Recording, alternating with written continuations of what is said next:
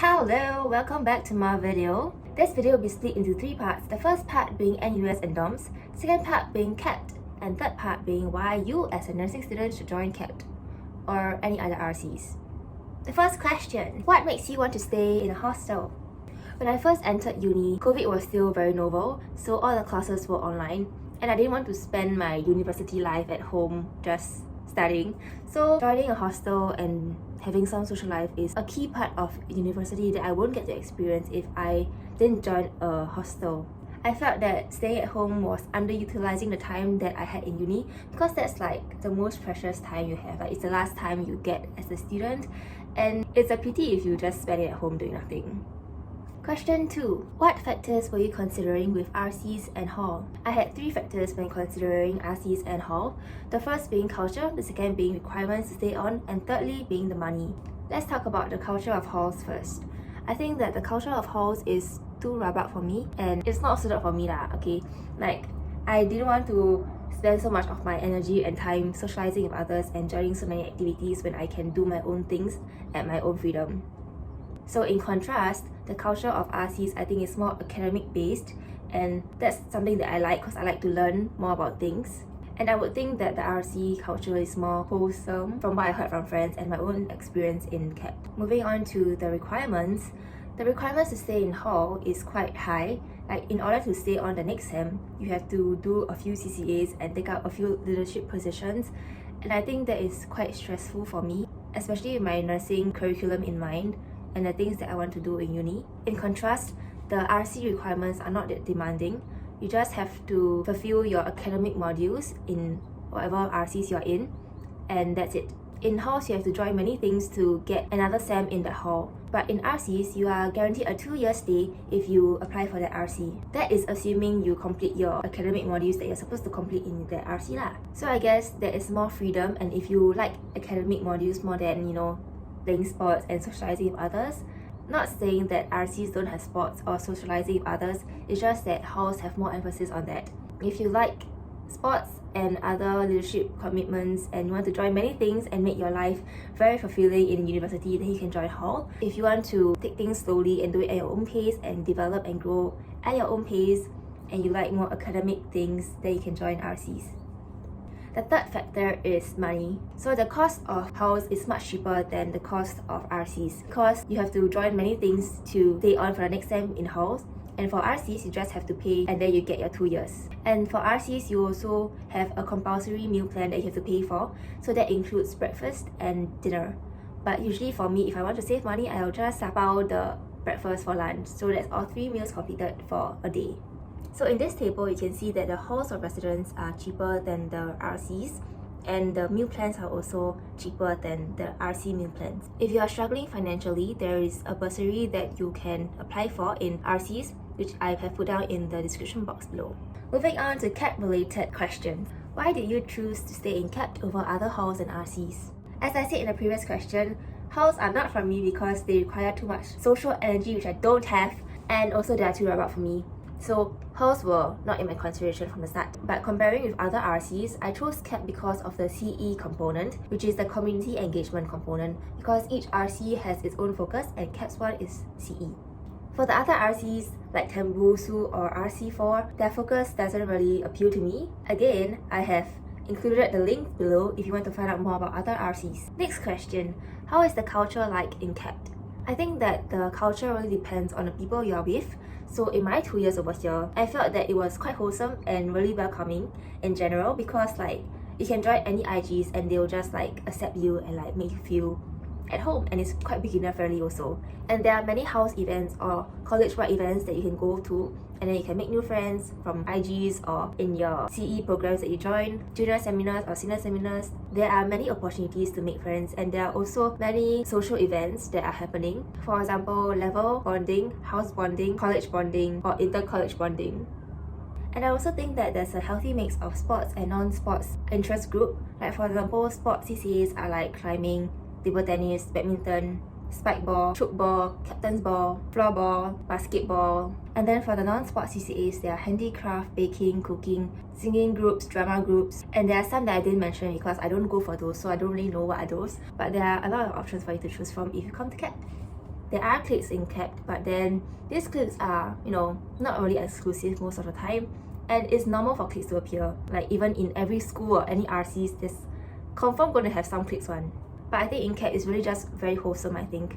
Like you can make friends with anyone, and you can walk out and then you make friends and say hi to your neighbor along the corridor. Next question, is CAPT Christian based? In short, no. There are Christian groups in CAPT, but they are not in your face, like forcing you to join, Like it's just if you're interested in Christianity and you want to have like-minded individuals that you want to spend time with, then you can join these Christian-based groups. And if you're not Christian, then you can just live your life normally. There's a healthy mix of different religions and faith and races, and most of my friends, TPH, are not Christian. And for the friends that are Christian, I don't have any problems being friends with them. So I think if you're asking this question, that means that you have read some article online, which I have read too, but I think that information is quite outdated. No one would discriminate you if you are Christian or you're non-Christian. We accept everyone.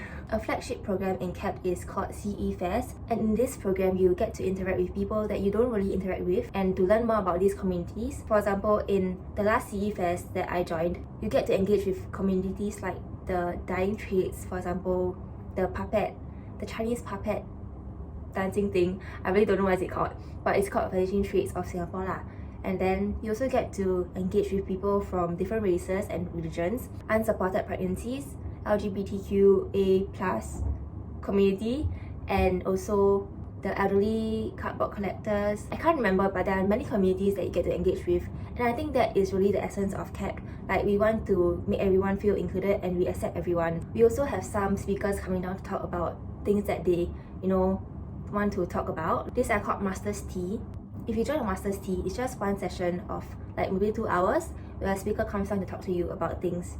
I don't really see much of a clash between Christianity and LGBTQA+ community, I think, mainly because I don't think I'm that involved in either group, so I can't say much about them.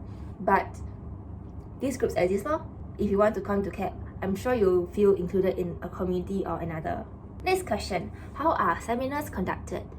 So for myself, I went for a junior seminar and senior seminar. Both of these seminars are classroom based, like kind of style. So there's like a teacher, and then there's like 20+ students in groups of 4 to 5.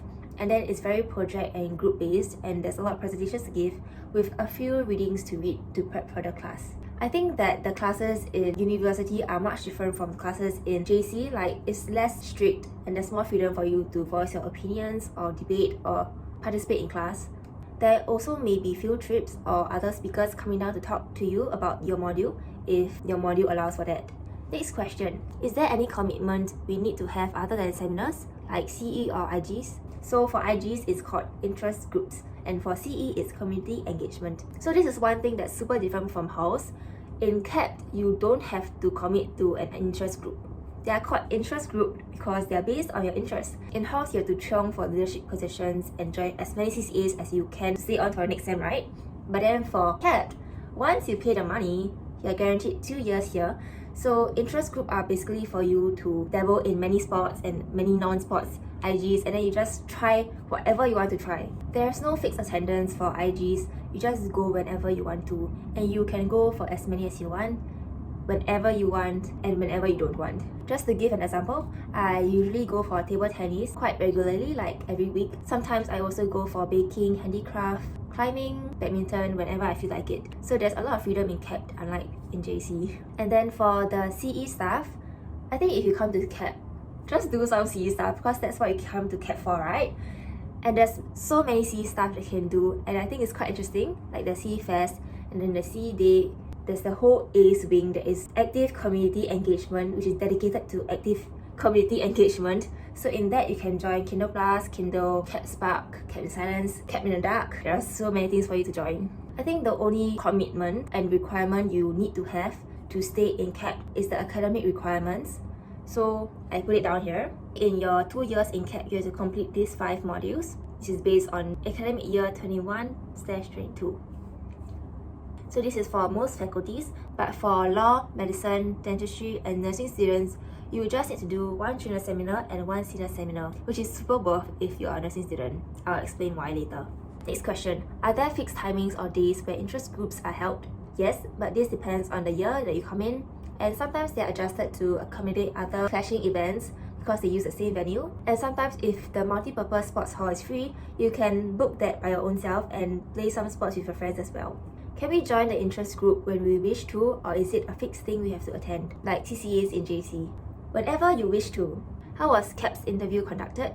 In my year, it was conducted online with a group of CAPT applicants and a few profs to interview you. What are some questions they have asked during the interview? I can't really remember the questions exactly, but like any other organizations that you're applying to, I would think that you will need to learn more about the organization. So in terms of CAPT, is why you want to join CAPT, what is CE in CAPT about, what CE programs that you want to join in CAPT, why you want to join them, and like how you can contribute to CAPT in general. Okay, let's move on to the nursing related part of CAPT. First question, is it recommended to go to hostels? Is the timetable really packed for year ones? Yes, I do recommend you to join hostels, be it halls or RCs, because that is the last and only time you get to enjoy your university life with your friends. Living in CAPT in RCs or hall is really different from living at home and calling up your friend to meet, because you really stay day and night with your friends and you get to do the things that you want with your friends away from your family, and that is really a lot of freedom, and it's an excellent time for you to explore what you like and what you don't like as well. Next question, what UEs did you take? So for nursing students in my batch, we had to take 3 UEs, but in your batch you had to take 4 UEs. So 2 of my UEs were CAPT modules, so that's why I say it's super worth for you if you are a nursing student to join CAPT or any UTCP program, RCs, which is Tembusu and RC4. Yeah, I'm pointing there because RC4 is opposite me. Because if you are a nursing student, you can settle both your UEs and the CAPT requirements at the same time. So for me, right, as a nursing student, I have to do junior seminar and senior seminar. So these 2 are the requirements for me to stay in CAPT. And also, I can use these 2 as my UEs for nursing.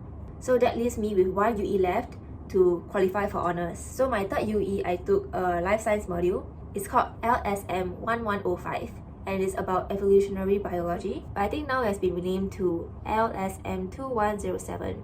I put the links in the description box below, so you can go check out the reviews and the content. We have come to the end of the Q&A video for today.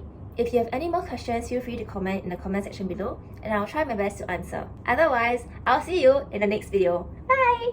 Kama Sutra, does it suit you? Your velvet dress is slipping off. Would you stay with me?